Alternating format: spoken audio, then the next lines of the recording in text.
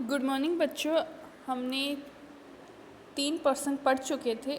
हमारा चौथा काव्य है वह पुलकनी वह उठी मिलनी वह आदर की बात वह पटवनी गोपाल की कछु न जानी जात घर घर कर ओढ़त फिरे तनक दही के काज कहा भया जो अब भयो हरि को राज समाज हो आवत नाही हो तो वाही पठ्यो ठेली अब कहीं हो समझाए कि बहुधन धरो सकेली। पुलकनी या पुलिक तो रोमांचित होना, उठी मतलब उठकर, मिलनी मतलब मिलना, पटवनी मतलब विदा करना, ठेली मतलब जबरदस्ती।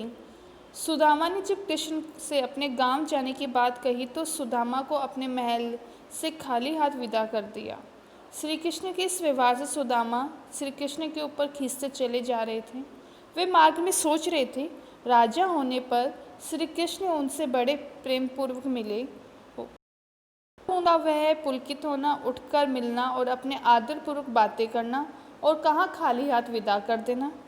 अब सोच रहे थे बेचारे कि भाई मुझे तो कुछ दिया ही नहीं लेने के लिए, तो वो गए थे श्री कृष्ण के पास और श्री कृष्ण ने उनको खाली हाथ ही भेज दिया। ये सारी बातें उनके समझ में नहीं आ रही। मेरा मित्र इतने दिनों बाद मुझसे मिला, गले मिलाया, मेरे पाँव अपने हाथों से धोए, और लेकिन मुझे कुछ दिया क्यों नहीं। वह द्वारिका का राजा बन गया है, पर वही श्री कृष्ण को जरा जरा से दही के लिए हाथ फैलाए फिरता था। जो कभी खुद मांगा करता था वह दूसरे को कैसे कुछ दे सकता है। मन मन में तरह तरह के सवाल उठ रहे थे सुदामा के। सुदामा मन ही मन बड़े खिन्न होकर पछता रहे थे। पत्नी की हट की वजह से वह झुक गए, यहाँ कृष्ण के पास चले आए। अब घर पहुंचकर उससे कहूँगा कि कृष्ण ने विदा करते समय इतनी सारी धन संपत्ति धन दिया है कि उसे संभाल कर रखो, कहीं इधर उधर न हो जाए।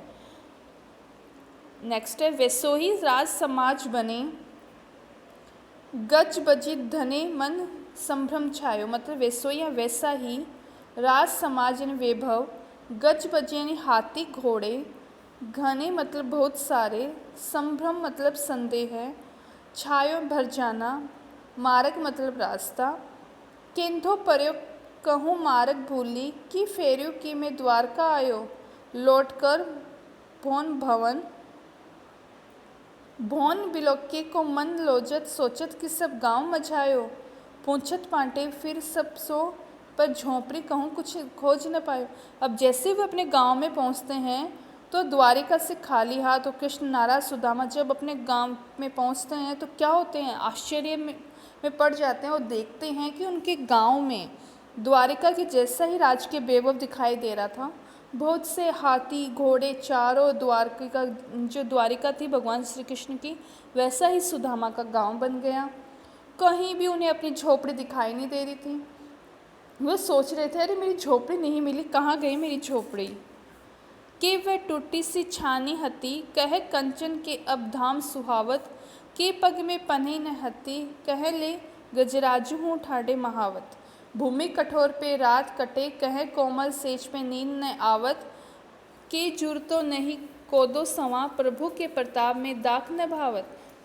कवि नरोत्तम दास जी कहते हैं कि सुदामा की एक टूटी झोपड़ी में दिन रात बिता रहे थे। कहाँ अब उनके लिए सोने के राजमहल हो गए।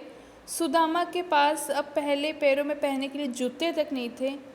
अब उसके दरवाजे पर हाथी को लेकर महावत खड़े थे। पहले तो सुदामा की रातें कठोर भूमि यानी जमीन पर बीतती थी, अब कोमल सेज पर यानी अच्छे अच्छे बिस्तर हो गए, नींद नहीं आती। एक समय था जब सुदामा पेट भरने के लिए मुश्किल से मोटा अनाज जुटा पाता था। अब श्री कृष्ण की कृपा से उसके अंगूर के फल भी उन्हें सुदामा को अच्छे नहीं लगते हैं। तो श्री कृष्ण भगवान ने सुदामा जी से अपनी मित्रता निभाई। ठीक है बच्चों, ये चैप्टर आपको पुनः पढ़ना है और इसकी प्रसंग और व्याख्या आपको स्वयं करना है।